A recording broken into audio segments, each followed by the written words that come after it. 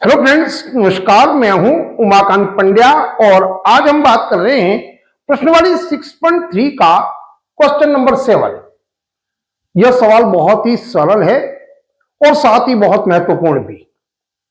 यदि इस सवाल को हम हल करना चाहें तो 2 मिनट से भी कम समय में इस सवाल को हल कर सकते हैं। पर मेरा मकसद यहां पर आपको सिर्फ सवाल को हल करवाना नहीं है। मैं चाहता हूं आपका बेसिक कॉन्सेप्ट बिल्कुल मजबूत रहे, साथ ही आप किसी भी बात को बहुत ही सरल भाषा में समझें और यहां पर सवाल में हम क्या कर रहे हैं और क्यों कर रहे हैं इसके जवाब भी आपको प्राप्त हो। इसी मकसद से इस वीडियो को बनाया जा रहा है। हो सकता है हम छोटे छोटे सवालों के जवाब देंगे तो समय कुछ अधिक लग सकता है, पर यदि आपने वीडियो को पूरा देखा तो आपके बहुत सारे डाउट्स होंगे, वो दूर हो जाएंगे। तो आइए शुरू करते हैं। हम हमारा क्वेश्चन नंबर 7 क्या लिख रखा है, आकृति 6.38। तो देखिए ये होगी आपके पास में आकृति 6.38। 6.38 में त्रिभुज एबीसी, ये जो आकृति है 6.38, इसमें आकृति बना रखी है एबीसी एक त्रिभुज की। फिर क्या कह रहा है, त्रिभुज एबीसी के शीर्षलंब एडी और सीई। अब यहां पर एक नया शब्द आ रहा है हमारे पास में शीर्षलंब के रूप में। तो सबसे पहले हम यह समझेंगे कि शीर्षलंब क्या होता है। तो शीर्षलंब का मतलब क्या होता है, यदि कोई त्रिभुज है तो इसके 3 शीर्ष होते हैं। जैसे यहां पर आपके सामने ये त्रिभुज है ए बी और सी, तो इसके 3 शीर्ष कौन से होंगे, ये जो ए है वो एक शीर्ष हो गया, ये बी और ये शीर्ष हो गया आपके पास में सी। तो हमारे पास एक त्रिभुज में 3 शीर्ष हैं। इन तीनों शीर्षों में से किसी भी शीर्ष से यदि आप त्रिभुज के अंदर की तरफ एक रेखा खींचते हैं और वो यदि सामने वाली भुजा पर 90 डिग्री का एंगल बनाता है, कहने का मतलब यदि वो शीर्ष के सामने वाली भुजा पर 90 डिग्री का कोण बनाता है, ऐसी जो रेखा होती है उसको हम कहते हैं शीर्षलंब। अब यहां देखते हैं, यहां पर हमको कौन सा शीर्षलंब दिया गया है, शीर्षलंब एडी।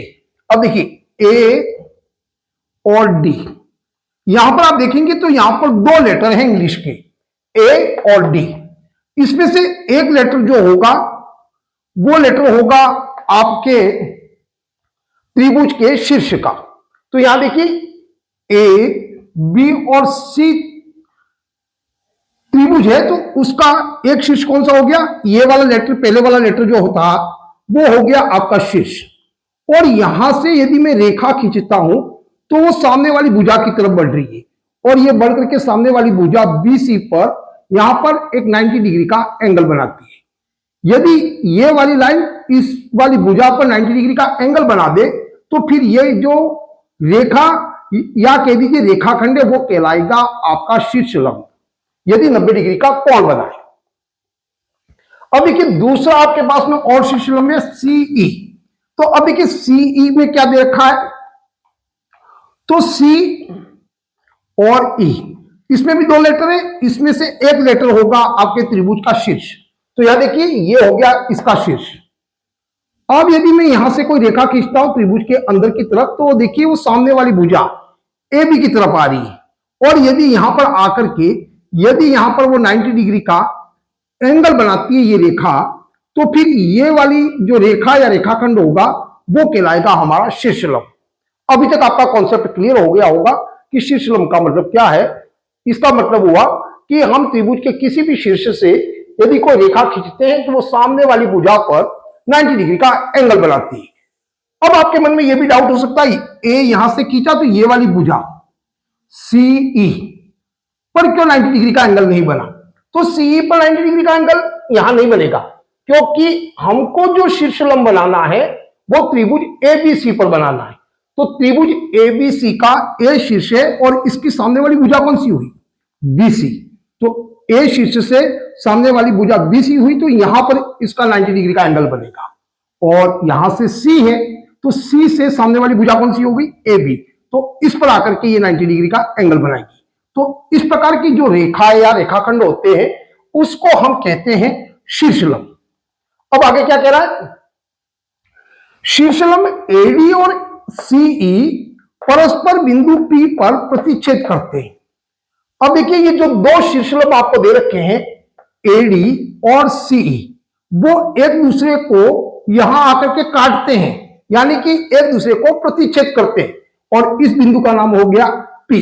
यदि कोई रेखा है इस प्रकार की और एक दूसरे को काटती है यहां पर, तो इसको कहते हैं प्रतिच्छेद बिंदु। तो यहां पर शीर्षलंब एक दूसरे को काट रहे हैं, तो ये बिंदु हो गया आपका प्रतिच्छेद बिंदु, और इसका नाम कर दिया उसने P। फिर आगे क्या कह रहा है, परस्पर बिंदु P पर प्रतिच्छेद करते हैं तो दर्शाइए कि आपके पास में ये 4 सवाल दे रखे हैं जिसमें हमें त्रिभुजों को समरूप करने के लिए दिया गया है। यानी कि हमें इतनी बात दी गई है, एक त्रिभुज दिया गया है, उसके 2 शीर्षलंब दिए गए और वो परस्पर बिंदु P पर प्रतिच्छेद करते हैं, यहां तक हमें सवाल में दिया गया है। उससे हमें यह प्रूव करना है कि त्रिभुज AEP समरूप त्रिभुज CDP। तो हमें ये दी हुई बातों से इन दोनों त्रिभुजों को समरूप करना है।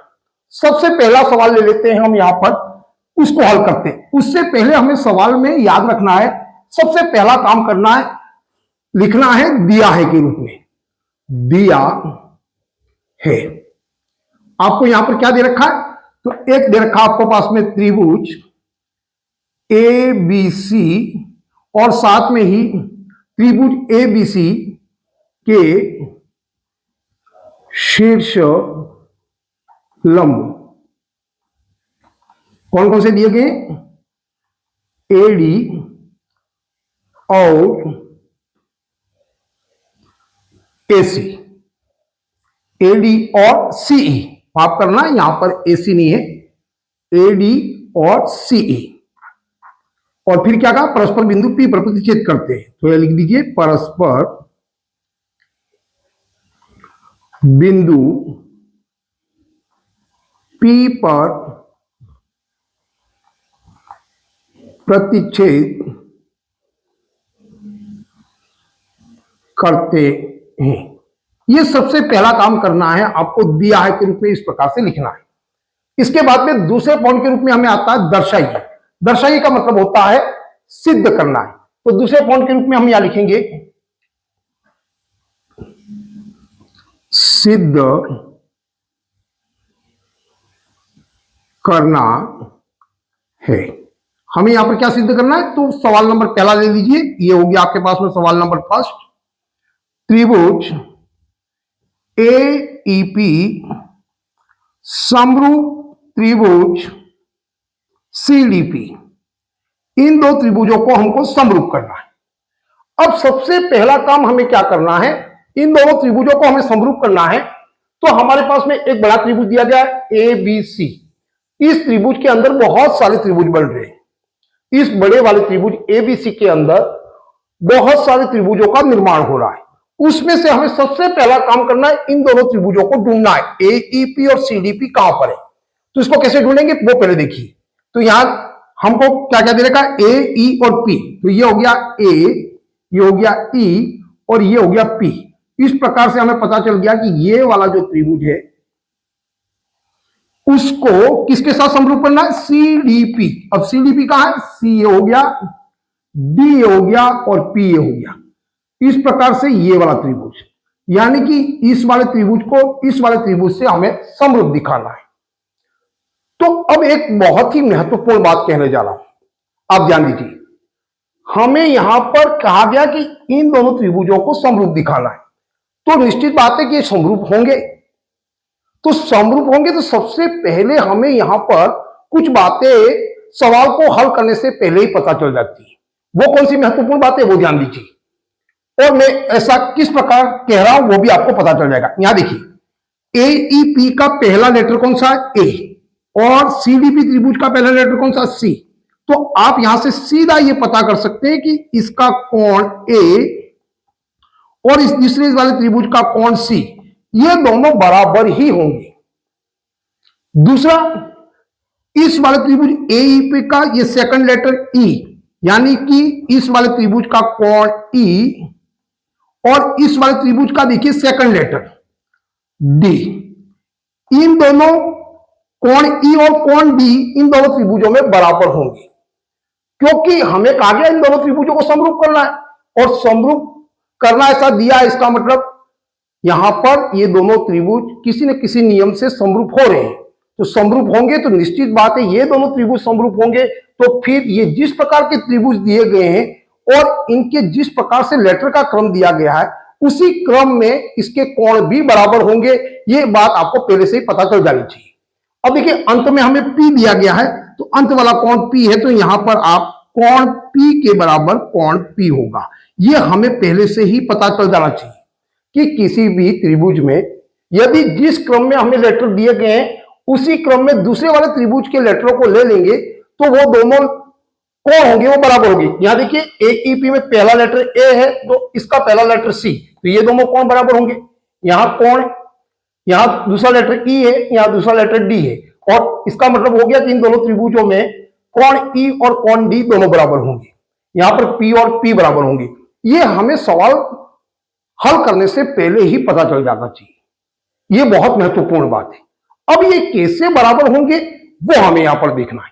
अब देखिए हम इसको किस प्रकार से बराबर करते हैं या इन दोनों त्रिभुजों को हम कैसे समरूप करते हैं वो देखिए। अब हमें कौन सा त्रिभुज करना है, AEP और यहां पर CDP। तो हम कोण A और कोण C ये दोनों कोण बराबर हैं, मैंने कहा अभी। तो अब यहां देख लेते हैं, ये हो गया आपके पास में कोण A इस त्रिभुज का, और इस त्रिभुज का कौन सा कोण हो गया C। ये दोनों कोण आपके बराबर है। पर अभी यदि आपको ये पता न लगे कि ये दोनों कोण बराबर है या नहीं, किसी कारण से आपको नहीं पता हो कि कौन से नियम से ये दोनों बराबर हो रहे हैं, तो आप इस लेटर को छोड़ दीजिए या इन कोणों को छोड़ दीजिए। अभी हम A और C में हमें यहां पर किसी प्रकार का कोई कनेक्शन नहीं दिखता है, तो हम इन दोनों कोणों को भी छोड़ देते हैं। हम ले लेते हैं दूसरा कोण। कौन सा दूसरा कोण कौन सा हो गया, कोण E। तो हम तुरंत देखेंगे कोण E के बराबर कोण D है होगा। तो कोण E और D क्या बराबर है, तो यह देखिए कोण E। तो CE आपका जो शीर्ष लंब है इसके कारण से यहां पर 90 डिग्री का एंगल बन रहा है E कोण पे। तो यहां 90 डिग्री का एंगल है, तो यहां पर भी निश्चित तौर पर 90 डिग्री का एंगल होगा। ये 90 है तो ये भी 90 होगा। तो हमारे पास में कोण E के रूप में हमें क्या मिला, 90 डिग्री एंगल। तो अब E के बराबर कौन होगा, यहां वाला कोण D। तो यहां वाला देखिए D, ये वाला कोण भी आपके पास में 90 डिग्री होगा। क्यों होगा, यहां देखिए AD आपके पास में शीर्ष लंब है, जिसके कारण से ये भी कोण D भी 90 डिग्री है और कोण E भी आपके पास में 90 डिग्री है। तो ये बहुत सरलता से हमें पता चल गया कि ये दो कोण बराबर है। अब दूसरी बात हमें याद रखनी है कि ये कोण जो दे रखे हैं, देखिए आप सीधा कोण E के बराबर कोण D ऐसा नहीं लिख सकते। क्यों नहीं लिख सकते, क्योंकि ये जो E कोण है वो देखिए, यहां बात करें इस त्रिभुज में तो AEP, इस वाले त्रिभुज में भी ये वाला कोण बन रहा है, तो इसके अंदर भी E आ रहा है। और यदि मैं इस बड़े वाले त्रिभुज की बात करूं BEC की, तो ये BEC भी कोण बना रहा है। तो ये जो E कोण है वो दो कोण दिखाता है। तो हमें यहां पर स्पष्ट रूप से लिखना होगा कि हम कौन से कोण को लिख रहे हैं। तो हम इस वाले कोण को लिख रहे हैं, तो आपको नाम पता होना चाहिए कैसे लिखते हैं। तो हम इस वाले त्रिभुज का ये वाला लेटर लेंगे A, फिर E और फिर जहां तक त्रिभुज है कहां तक है, P तक, तो हम लिखेंगे AEP। और ये जो कोण लिखेंगे वो हमेशा ही इन लेटरों के बीच में आएगा। जैसे लिखिए AEP, तो इस वाले त्रिभुज का कोण E को कैसे लिखेंगे, AEP के रूप में। तो यहां लिखेंगे कोण AEP। अब आप AEP भी लिख सकते हैं और आप चाहें तो इसी कोण को PEA भी लिख सकते हैं। इसमें कोई बाध्यता नहीं है, कोई गलत नहीं है, पर हम अभी इसको लिख दिया AEP। AEP के बराबर में कौन सा होगा, अब देखिए कोण D।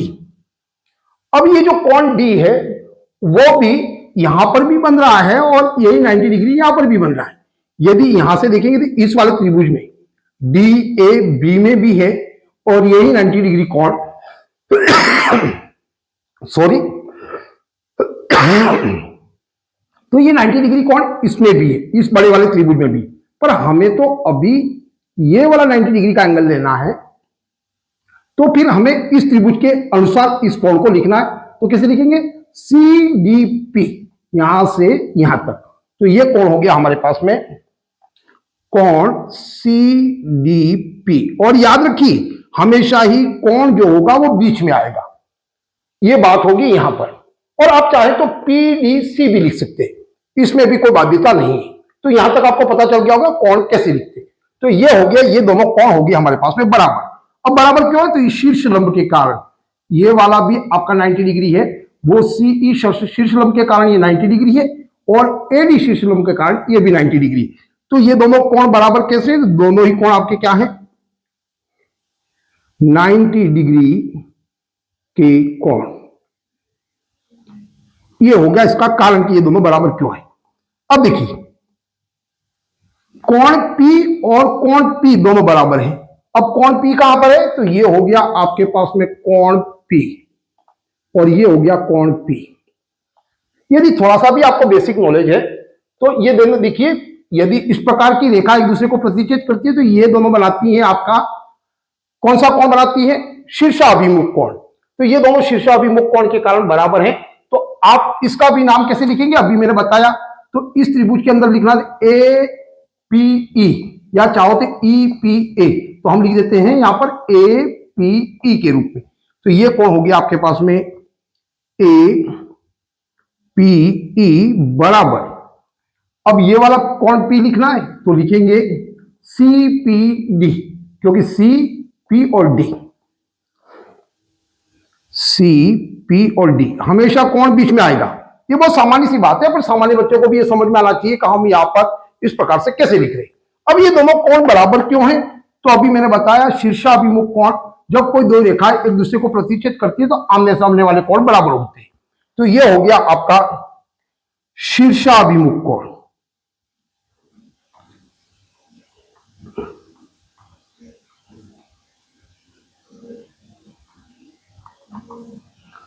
अब यदि हमारे पास में दो कोण बराबर हो जाते हैं किसी भी त्रिभुज में, तो हमें पता है रूल्स ए नियम से ये दोनों त्रिभुज आपके समरूप हो जाएंगे।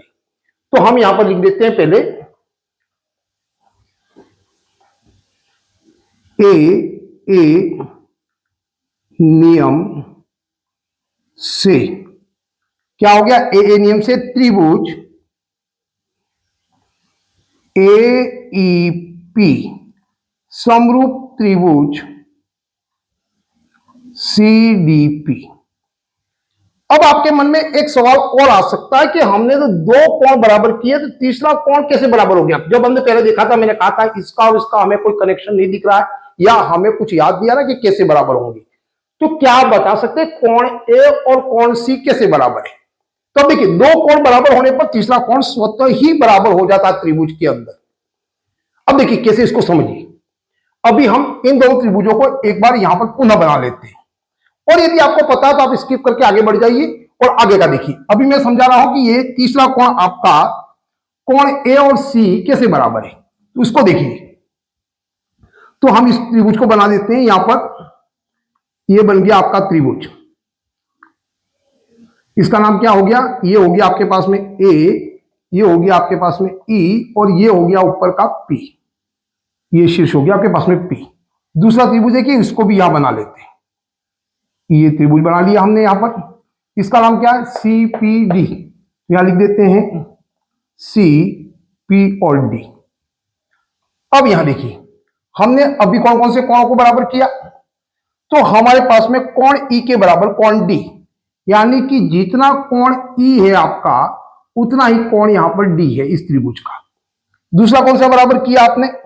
कोण P के बराबर कोण P, यानी कि इस वाले कोण के बराबर में ये वाला कोण है। ये दोनों कोण आपके बराबर है। तो अब तीसरा कोण स्वतः कैसे बराबर हो गया? तो हमें पता है कि त्रिभुज के अंदर के अंत कोणों का योग 180 डिग्री होता है। यह सामान्य बच्चे को भी पता होता है कि किसी भी त्रिभुज के अंत कोणों का योग कितना होता है? 180 डिग्री। तो अब देखिए मैं 1 मिनट के लिए यह मान लेता हूं कि यह कोण P है आपका, वो मान लीजिए 70 डिग्री है। यह मान लेता हूं मैं 60 डिग्री है। तो अभी अभी हमने कोण P और कोण P को बराबर किया, यानी कि कोण P के बराबर इस वाले त्रिभुज का कोण P है, यानी कि यह भी 70 डिग्री हो गया। ये कोण ई है और इसके बराबर हमने किसको किया था, कोण ई के बराबर कोण डी को। तो ये कोण ई है तो इसका कोण डी ये हो गया बराबर किया, तो ये भी 60 डिग्री है तो ये भी 60 डिग्री होगा। अब ये दोनों कोण कैसे बराबर होंगे वो देखिए। अब इस वाले त्रिभुज को हम इसके कोण को लिख लेते हैं, यहां लिख देते हैं। क्या होगा, कोण P प्लस कोण E प्लस कोण ए, इन तीनों कोणों का अंतःकोणों का योग कितना होता है त्रिभुज के अंदर, 180 डिग्री। तो हमने लिख दिया 180 डिग्री। अब देखिए कौन कौन सा कोण दे रखा है, कोण P दे रखा है। कोण P हो गया हमारे पास में 70 डिग्री प्लस कोण E हो गया 60 डिग्री प्लस कोण A हमें यहां पर नहीं दे रखा तो हम लिख देते हैं कोण A बराबर 180 डिग्री। अब देखिए दोनों कोण के बीच में प्लस का निशान है, इन दोनों को जोड़ देते हैं तो ये हो जाएगा 130 डिग्री। 70 डिग्री और 60 डिग्री को जोड़ दिया प्लस ये हो गया कोण A बराबर 180 डिग्री। अब यदि हम इसका बाई टीपी कह दीजिए पक्षांतरण कर देते हैं तो अब क्या हो जाएगा, कोण A बराबर 180 डिग्री माइनस 130 डिग्री। तो कोण A के बराबर हो जाएगा 50 डिग्री। अब ये कोण 50 डिग्री होगा तो अब बताइए क्या ये वाला कोण 50 डिग्री नहीं होगा, कैसे होगा, क्योंकि ये भी यहां पर देखिए 60 और 70 डिग्री 130 हो गया। तो इस त्रिभुज के अंतःकोणों का योग भी 180 होगा। कोई भी त्रिभुज हो जिसके अंतःकोण का योग 180 होगा तो 130 डिग्री के कोण तो हमको दे रखे 60 डिग्री और 70 डिग्री के हिसाब से 130 दे रखा, तो ये स्वतः ही 50 डिग्री हो जाएगा। तो ये वाला कोण और ये वाला कोण भी आपका बराबर हो गया। तो यहां इस प्रकार से ये वाले कोण भी बराबर हो जाते हैं। जब भी त्रिभुज के अंदर दो कोण बराबर मिलते हैं तो वो त्रिभुज का तीसरा जो कोण है वो स्वतः ही बराबर हो जाता। और इस प्रकार से यह ए नियम से भी दोनों त्रिभुज आपके समरूप हो जाते हैं। और एक महत्वपूर्ण बात याद रखिए, ये छोटी छोटी बातें हैं जो आपको सवालों को समरूप करने में बहुत मदद करेंगे। अब और कौन सी महत्वपूर्ण बात है उसको देखिए। आप जब भी इसका नामकरण करेंगे तब आपका ये पता होना चाहिए कि ये जो दो समरूप त्रिभुज होते हैं उनके नामकरण को जब आप देखोगे तो इसके कोण जो बराबर होंगे उसी क्रम में उसके जो दूसरी जो कोण होंगे वो उसी क्रम में होते हैं, दूसरे त्रिभुज के जो कोण होंगे। देखिए यहां पर यहां ए के बराबर, अभी देखिए कोण ए के बराबर कौन सा है, कोण सी। तो ये बिल्कुल सही है, हमने ई और डी को बराबर कर दिया था, पी और पी को बराबर कर दिया। आपको इसी तरीके से इसका नाम लिखना है। यदि आप चाहें तो इसको नाम बदल करके भी लिख सकते हैं, इसका नाम आप चेंज भी कर सकते हैं। पर नाम जब भी चेंज करें तो जिस क्रम में यानी कि सेकंड नंबर पर जो कोण होगा तो दूसरे का भी जो लेटर होगा वो सेकंड नंबर पे होना चाहिए। जैसे मैं अभी यहां पर इसका नाम बदल देता हूं, यहां देखिए ए ई पी लिखा हुआ है तो यहां पर कोण ई तो मैं यहां दिखाता तो इसको ऐसे भी लिख सकता था, ई पी ए त्रिभुज समरूप त्रिभुज हो जाता है यहां पर डी पी और कौन सा हो गया बचा, कौन सा, डी पी और ये हो गया सी। ये दोनों त्रिभुजों का इस वाले त्रिभुज ए ई पी समरूप सी डी पी की जगह में ई पी ए समरूप त्रिभुज डी पी सी लिखता तो भी कोई गलत नहीं था, क्योंकि मैंने यहां पर जो क्रम लिख रखा वो देखिए ई के बराबर में यहां पहला लेटर डी है, ई और डी बराबर है तो मैं ई और डी लिखा, या पी और पी बराबर है और ए और सी है, तो ये वाला भी आपका नाम गलत नहीं होगा।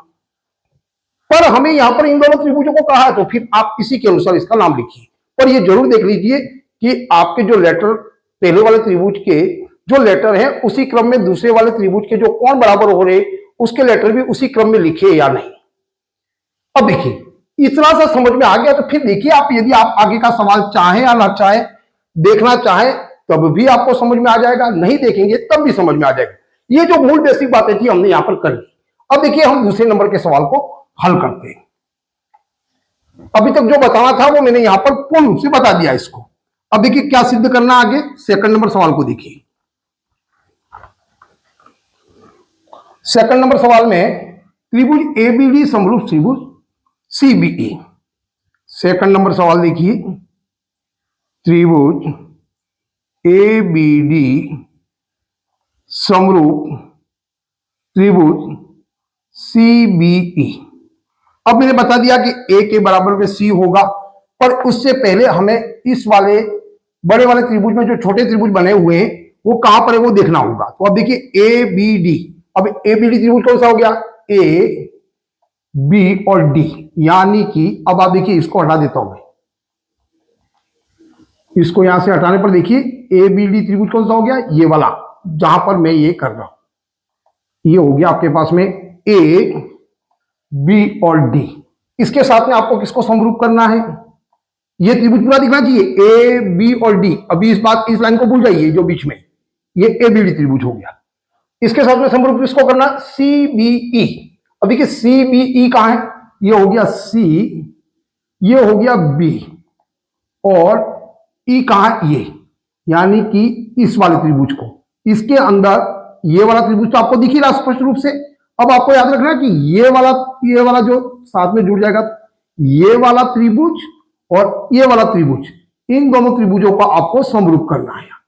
अब देखिए कैसे समरूप करते हैं, पर आपको यहां पर नजर बनाए रखनी है कि कौन सा त्रिभुज किसके साथ समरूप करना है, या त्रिभुज आपको दोनों दिखने चाहिए। अब देखिए इसको कैसे समरूप करेंगे, तो पहले देखिए ए और सी क्या कोण बराबर हो रहे हैं, या आपको कोई आइडिया है क्या इसके ए और सी बराबर हो जाए। ये हो गया कोण ए, इस वाले त्रिभुज का ए बी डी का कोण ए, और यहां हो गया कोण सी। यहां पर भी हमें कोई आइडिया नहीं है कि ये दोनों कोण कैसे बराबर होंगे। तो आप चले जाइए दूसरे लेटर पर, यहां देखिए कोण, ये देखिए बी और बी, यानी कि बी और बी, देखिए ये वाला बी, ये आपको बी दे रखा है, वो दोनों में है, कैसे दोनों में वो देखने आना चाहिए। यहां देखिए ए बी और डी, इस वाले त्रिभुज में भी ये कोण है, और C B E, C B और ई, यानी कि ये वाला कोण आपका उभयनिष्ठ है, दोनों में ही कॉमन आ रहा है, तो ये कोण अपने आप बराबर हो गया कोण बी। तो आप दोनों त्रिभुजों का जब कोण लिखेंगे, तो मैंने कहा है कि कोणों का नाम लिखने आपको आना चाहिए, त्रिभुज आपको पता होना चाहिए कौन सा त्रिभुज है। तो पहला त्रिभुज ए बी डी है, तो ए बी डी के हिसाब से इस कोण का नाम क्या लिख सकते हैं, ए बी डी। तो ये त्रिभुज का कोण हो गया ए बी और डी, कोण हमेशा बीच में आएगा। बराबर में कौन सा होगा, कोण बी होगा, पर आपको त्रिभुज पता होना चाहिए कौन सा है, ये वाला। तो ई बी सी कह सकते हो इसको, या सी बी ई कह सकते हो, हम लिख देते हैं सी बी ई। जितना त्रिभुज है उसको पूरे लेना है, तो यहां लिखेंगे सी बी ई, ये दोनों कोण आपके बराबर होंगे, और ये कोण हम लिख रहे हैं बीच में। अब दूसरा देखिए, कोण डी और कोण ई बराबर होंगे, ये हमने सीख लिया कैसे बराबर होंगे। कोण डी और ई को देखिए, तो त्रिभुज आप भूल मत जाइए, ये वाला त्रिभुज में आपको कंफ्यूजन पैदा नहीं होना चाहिए। अब यहां देखिए कोण, कौन सा त्रिभुज एबीडी में कोण डी, कोण डी कहां है, यहां पर कोण डी ये हो गया, ये वाला, पर ये वाला कोण नहीं है हमारे पास में, ये वाला कोण देखना है, क्योंकि त्रिभुज यही ए बी डी में ये वाला नहीं, ये 90 डिग्री, ये भी 90 डिग्री है शीर्षलंब के कारण। तो ये वाला कोण और इस वाले त्रिभुज में कोण ई, तो ये देखिए सी बी ई वाले में सी ई बी, ये वाला कोण, ये भी शीर्षलंब के कारण दोनों बराबर है। तो अब की बार में ये वाला कोण हो गया। तो अब इसको कैसे लिखेंगे, हमको ए बी डी का लिखना है, तो ए बी डी का लिखना, तो हम कैसे लिखेंगे, ए डी बी, ये कौन हो जाएगा आपके पास में ए डी बी। ये थोड़ा सा आपको कठिन लग सकता है, पर बहुत सरल है। आपको त्रिभुज यदि यहां पर सही ढंग से देखने आ जाए और आपकी नजर उस पर बनी रहेगी, तो आप आराम से इस कोण को लिख सकते हैं। तो ये हो गया ए डी बी। बराबर में कौन सा होगा, त्रिभुज कौन सा है, यहां ध्यान देना सीबीई, तो सीबीई के अनुसार कौन सा होगा, सी बी और ई वाला। तो यहां लिख सकते हैं सी ई बी, या फिर आप लिख सकते हो बी ई सी कोण। यहां हो जाएगा आपके पास में बी ई सी। यहां से भी आपने याद की, यहां पर डी और ई को यहां पर बराबर कर दिया।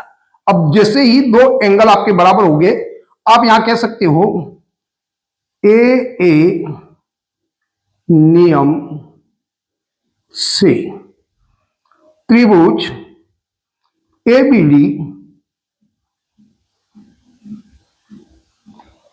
समरूप त्रिभुज सीबीई,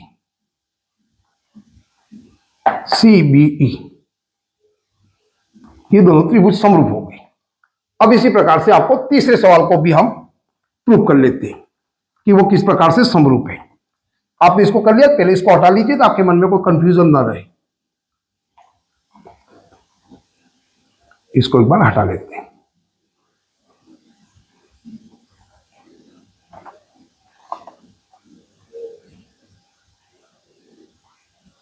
अब देखिए तीसरा सवाल। तीसरे सवाल में हमारे पास तो कौन सा त्रिभुज दे रखा है? यहां पर है त्रिभुज AEP समरूप दिखाना है त्रिभुज ADB के। अब त्रिभुज ढूंढिए पहले तो AEP, A E और P, ये वाला त्रिभुज। दूसरा कौन सा त्रिभुज है? ADB। अब ADB कहां है? A ये हो गया, D हो गया और B कौन सा होगा? ये हो गया।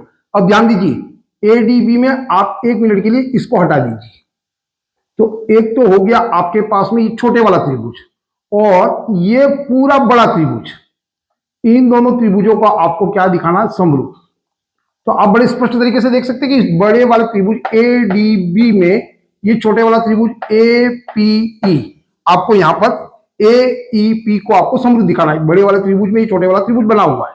अब आप देखिए कौन कौन से कोण बराबर होंगे। यहां देखिए कोण A के बराबर कोण A होगा। ये हमने समझ लिया कैसे बराबर होता है, जो इसी क्रम में लिखे होते हैं कोण। तो कोण A और कोण A का मतलब ये आपका कॉमन कोण होगा। देखिए इस वाले त्रिभुज के अंदर भी ये कोण A आ रहा है, इस छोटे वाले त्रिभुज में AEP के अंदर भी आ रहा है और ABD के अंदर भी आ रहा है। तो ये हो गया आपका पास में कोण A बराबर। तो A कोण को लिखना कैसे वो ध्यान दीजिए। छोटे वाला त्रिभुज में A लेंगे तो छोटे वाले त्रिभुज के हिसाब से ही इसको कोण को लिखेंगे। तो यहां लिख सकते हैं PAE या फिर EAP। तो यहां लिख देते हैं EAP। यहां कोण हो जाएगा EAP। ये बहुत महत्वपूर्ण बात है, आपको कोण को कैसे लिखना है। और इसके बराबर में कौन कौन सा होगा? यही कोण है A, पर अब नाम लिखने आना चाहिए। इसको लिख सकते हैं BAD। तो इसको लिख देते हैं BAD। ये दोनों कोण आपके क्या हो गए? बराबर। अब ये दोनों कोण आपके बराबर तो हो गए, पर क्यों बराबर हो गए? तो कारण देखिए, यहां लिखेंगे उभयनिष्ठ। शायद हो सकता है पीछे वाले सवाल में मैं ये कारण लिखना भूल गया हूं। उभयनिष्ठ कोण, ये हो गया आपका उभयनिष्ठ कोण। अब इसी प्रकार से देखिए अब कौन सा कोण होगा? कोण P और कोण B। तो कोण P कहां है? ये हो गया आपका कोण P, इस वाला त्रिभुज का। और इस वाले त्रिभुज का कौन सा कोण होगा? B। नहीं, यहां माफ करना, P और B के पहले यहां वाला लेटर आ रहा है आपका कोण E और कोण D को। देखिए कोण E और कोण D, तो कोण E तो 90 डिग्री का है ही है। क्यों है? तो ये हमने यहां हटा दिया था इस लाइन को, तो ये मिला देंगे। तो ये शीर्षलंब के कारण ये 90 डिग्री का एंगल है यहां पर, तो हमें तो ये वाला त्रिभुज लेना है। ये वाला 90 डिग्री देखेंगे, तो ये वाला 90 डिग्री हो गया यहां से। और बड़े वाले त्रिभुज में आप देखिए कोण D, ये वाला, तो यहां पर ये भी AD शीर्षलंब के कारण ये वाला कोण भी आपका 90 डिग्री हो गया। तो ये दोनों कोण आपके बराबर हो गए। पर अब नाम कैसे लिखेंगे वो देखिए। इसको लिख सकते हैं AEP। इसका नाम लिखेंगे AEP बराबर में, ये छोटे वाले त्रिभुज का नाम लिख दिया AEP, क्योंकि ये वाला लिखना था। अब की बार में मैं यहां से कौन सा लिखना है? E के बराबर में D। ये D वाला कोण लिखना है, तो कैसे लिखेंगे? BDA या फिर ADB। तो यहां लिख देते हैं कोण ADB। ये दोनों क्यों बराबर हो गए? तो ये दोनों 90 डिग्री के हैं शीर्षलंब के कारण। क्या लिखेंगे? 90 डिग्री के कोण। हो सकता है पिछले सवाल में मैं कारण लिखना भूल गया हूं। तो ये दोनों आपके बराबर होने के कारण से आप क्या कह सकते हैं इसको? AA नियम से त्रिभुज कौन सा? AEP समरूप त्रिभुज ADB।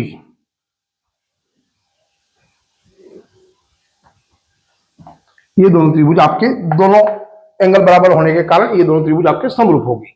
अब देखिए अंतिम सवाल है आपका, उसको देख लीजिए। समय अधिक हो रहा है, मैं इसको थोड़ा तेज गति से करवा लेता हूं। इसको थोड़ी देर के लिए हटा लेते हैं तो आपको स्पष्ट रूप से त्रिभुज नजर आए कि यहाँ पर कौन से त्रिभुज को आपको समरूप करना है। पहले इसको हटा लेते हैं।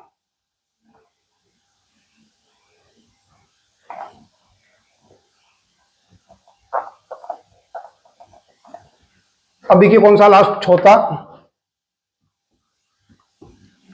त्रिभुज पीडीसी समरूप करना है त्रिभुज बीईसी। अब देखिए इन दोनों त्रिभुजों को कैसे करेंगे, कोण पी और कोण बी, पर पहले हमको त्रिभुज ढूंढना होगा पीडीसी। पी कहां है, ये हो गया पी, डी और सी यानी कि ये वाला त्रिभुज। और दूसरा कौन सा त्रिभुज है, बीईसी। बी कहां है, बी, ये हो गया ई और सी, ये देखिए ये वाला।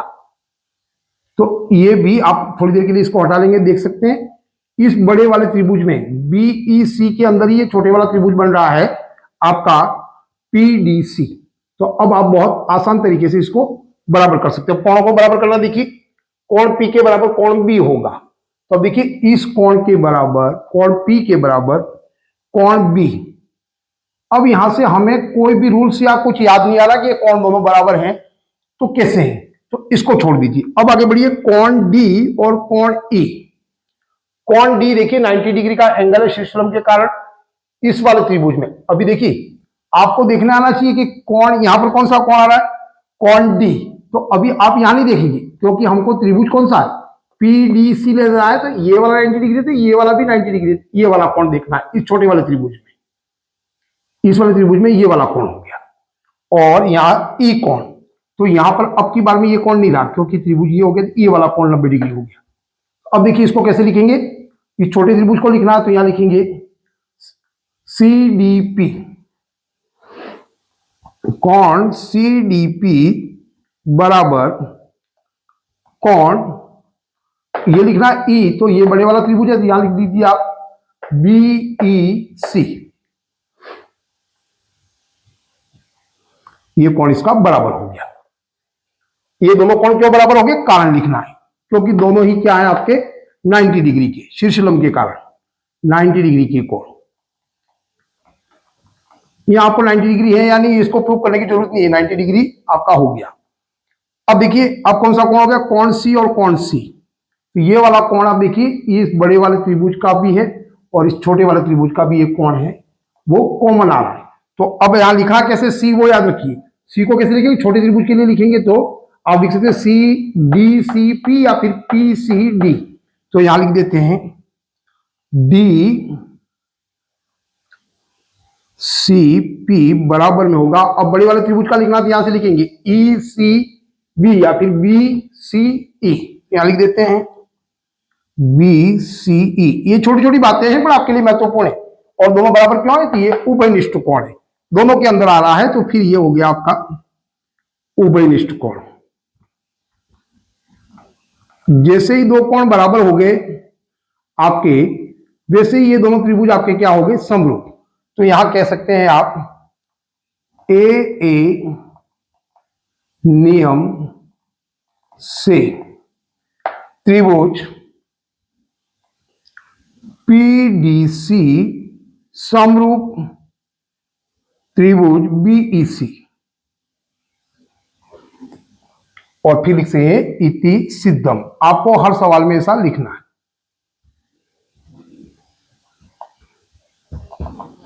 ये हो गया आपके सवाल। मैंने हो सकता है बहुत अधिक समय लिया हो, पर मैं चाहता हूं आपका कॉन्सेप्ट बिल्कुल क्लियर हो और आपको छोटी से छोटी बात का पता चले। यदि ये प्रयास मेरा अच्छा लगा हो, आप निश्चित तौर पर इसे सब्सक्राइब कीजिए, लाइक कीजिए और साथ में कमेंट कीजिए। आज के लिए बस इतना ही। जय हिंद, जय भारत।